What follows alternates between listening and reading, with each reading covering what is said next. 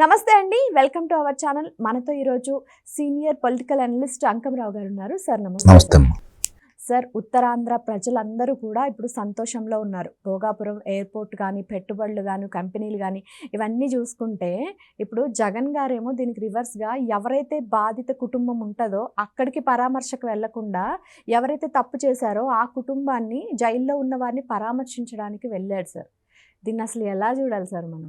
జగన్మోహన్ రెడ్డి ఇప్పుడు పరామర్శించాల్సింది దానయ్య కుటుంబాన్ని. అంటే దానయ్య లేడు కాబట్టి దానయ్య కుటుంబాన్ని. బాధితులు, నష్టపోయింది వాళ్ళు. ఇంటి పోషకుడు దానయ్య వల్ల నలుగురు, భార్య, 2 పిల్లలు, తల్లి, అతని మీదే ఆధారం. మరి అలాంటి వ్యక్తిని ప్రమాదవశాత్తు జరిగిందనే భావిద్దాం. కావాలని చేశాడని కూడా మనం చెప్పాల్సిన పని లేదు. ప్రమాదవశాత్తు జరిగింది. దానికి ఆ ప్రమాదం జరిగిన సమయంలో అతను గనక వైద్యశాలకు తీసుకెళ్లి వైద్యం చేయించుంటే ఒకవేళ జీవించుండేవాడేమో, ప్రాణాపాయం తప్పిండేదేమో. 13 నిమిషాల్లోనే ఒక మంత్రిగా చేసినటువంటి వ్యక్తి, ఒక వైద్యుడై ఉండి ఆయన తన కుమారుని రక్షించుకోవాలనే తాపత్రయమే తప్ప అందుట్లో తన కుమారుడు ప్రమేయం లేదని చెప్పని వేరే వాళ్ళని అక్కడ పెట్టేసి అతని మీదకి నెట్టేసి కొడుకుని రక్షించాలనే క్రమంలో భాగంగా ఒక మనిషి ప్రాణాలు పోయినా కూడా పట్టించుకోలేదు. వాళ్ళ నాయకుడు పట్టించుకోలే. ఉదాహరణకి రెంటపాళ్ళకి వెళ్ళే సందర్భంగా సింగయ్య తన కారు ఆ వాహనాల అంటే ఆయన రెంటపాళ్ళు వెళ్ళేటప్పుడు ఇంటికాడి నుంచి బయలుదేరి మార్గ మధ్యంలో అతనికి కారు కింద పడి చనిపోతే కనీసం అతను పక్కకు తీసుకొని వెళ్ళి దగ్గరలో ఉన్నటువంటి వైద్యశాలకు తీసుకెళ్ళి వైద్యం చేపిద్దామని ఆలోచన ఆయనకి రాలేదు. ఇక్కడ సిదిరి అప్పర్రాజు కూడా రాలేదు. అంటే దీన్ని బట్టి అర్థం చేసుకోవాలి ఇద్దరు మనస్తత్వాలు ఎలాంటివో. కాబట్టే అలాంటి మనస్తత్వం ఉన్న వ్యక్తిని పరామర్శించడానికి వస్తున్నాడు. బాధితులు ఇందులో బాధితులు ఎవరు? నష్టపోయింది ఎవరు? నష్టపోయిన కుటుంబం ఎవరు? నష్టపోయిన పిల్లలు ఎవరు? నష్టపోయిన భార్య ఎవరు? నష్టపోయిన తల్లి ఎవరు? దీని గురించి అతను ఏం ఆలోచించట్లా. ఈరోజు ఇతను పరామర్శించడానికి వెళ్తున్నాడు. ఎందుకు వెళ్తున్నాడు మీరు అర్థం చేసుకోండి. ఎందుకు వెళ్తున్నాడు అంటే ఎల్లుండి భోగాపురం అంతర్జాతీయ విమానాశ్రయాన్ని, అల్లూరి సీతారామరాజు అంతర్జాతీయ విమానాశ్రయాన్ని ప్రారంభోత్సవం చేయడానికి ప్రధానమంత్రి గారు వస్తున్నారు. మరి ప్రధానమంత్రి గారు వస్తున్న సందర్భంగా దాని గురించి అంతా చర్చిస్తారు కదా, విమానాశ్రయం గురించి మాట్లాడుకుంటూ ఉంటారు కదా, అది జనంలోకి వెళ్తుంది కదా. ఎంత త్వరగా చేపట్టాము, ఎంత త్వరగా పూర్తి చేశాము, దీని మీద ఏమేమి చేశామని చెప్పి రేపు పొద్దున వాళ్ళు చెప్పుకుంటారు కదా, అది ప్రజలందరూ వింటారు కదా. అది జరగకూడదు. దాని గురించి ప్రచారం జరగకుండా ఇప్పుడు దీని గురించే చర్చలు జరగాలి. సహజంగా ఏం జరుగుతుంది, వీళ్ళు ఇట్లాంటి ఏదన్నా మాట్లాడారనుకోండి, దాని గురించి మళ్ళీ వీళ్ళు మాట్లాడతారు, మళ్ళీ దాని గురించి వాళ్ళు మాట్లాడుతూ ఉంటారు. ఇదే వస్తుంది, పక్కదారి బళ్లించడం అనమాట. కాబట్టి దీన్ని వాళ్ళ గురించి ప్రచారం చేసుకోవడం కోసం, వాళ్ళ గురించి మాట్లాడుకోవడం కోసం, మంచి అయినా చెడైనా పద్దాకులు దాని గురించి వాళ్ళ గురించి మాట్లాడుతూ ఉంటే అభివృద్ధి గురించి ప్రచారం జరగదు కదా. అవి పక్కదారికి వెళ్ళిపోతూ ఉంటాయి. ఇప్పుడు దీని గురించి మాట్లాడుకుంటూ ఉంటారు. మాట్లాడుకున్నప్పుడు ఈ విషయాలే జనాలందరూ దీని గురించి చర్చించుకొని అవునా కాదా అనే విషయాల గురించి మాట్లాడుకుంటూ ఉంటారు. వాళ్ళకి కావాల్సింది కూడా అదే. అందుకోసం ఇప్పుడు అక్కడికి వస్తున్నాడు అని అయితే నేనైతే భావిస్తున్నా. నిజంగా అధికారం కోల్పోయిన కాడి నుంచి ఆయన ఎవరైనా బాధితులను పరామర్శించిన దాని విషయం కనుక చూసుకుంటా ఉంటే ఎంతమందిని పరామర్శించాడు?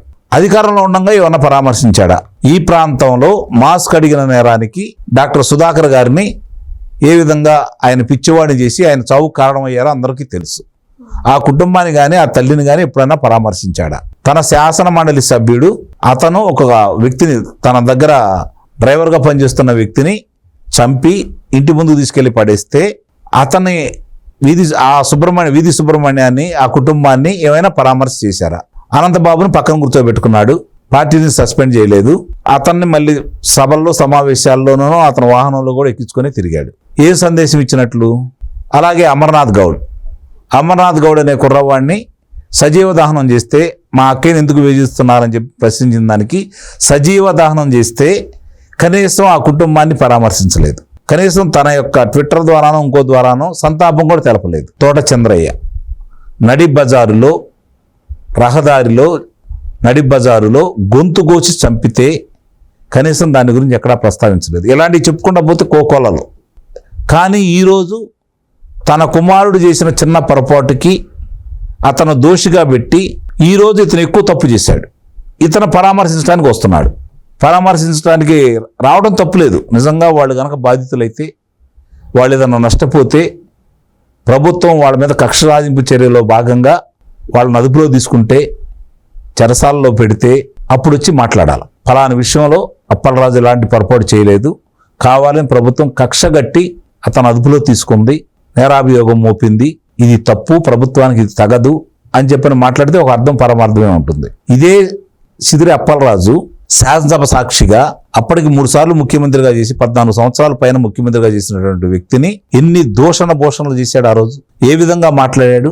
వైద్య పరీక్షలు చేయించండి, మానసిక స్థితి బాగాలేదు, నేను ఒక వైద్యుడిగా చెబుతున్నాను అని చెప్పని ఆయన్ని ఏ విధంగా మాట్లాడాడు. అలాగే తన మీద పోటీ చేసి ఓడిపోయినటువంటి అభ్యర్థి గౌతమ్ శిరీష గారి గురించి ఎన్ని వేధింపులు చేశాడు, ఎంత నీచాతి నీచంగా మాట్లాడారు. ఇవన్నీ ప్రజలు మర్చిపోయారు అహంకారంతో. ఆ రోజు అధికారం మాదే, ఇంకొక 5 పర్యాలు, ఇంకొక 25 సంవత్సరాలు మేము అధికారంలో ఉంటానే అహంకారంతో అతను ప్రవర్తించిన తీరు. ఎలాంటి కుటుంబం?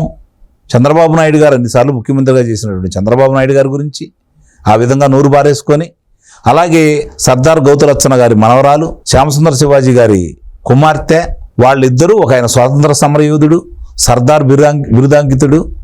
ఆ కుటుంబం గురించి నువ్వు అసలు మాట్లాడవచ్చా? నువ్వు ఆ అమ్మాయి పోరాటం చేసి ఈరోజు శాసనసభ్యురాలై నీ మీద గెలిచింది, నిరూపించుకుంది, ప్రజల మన్నాలు పొందింది, పారిపోలేదు, ఎదురు తిరిగి పోరాడింది, నీ అరాచకాల గురించి ప్రశ్నించింది.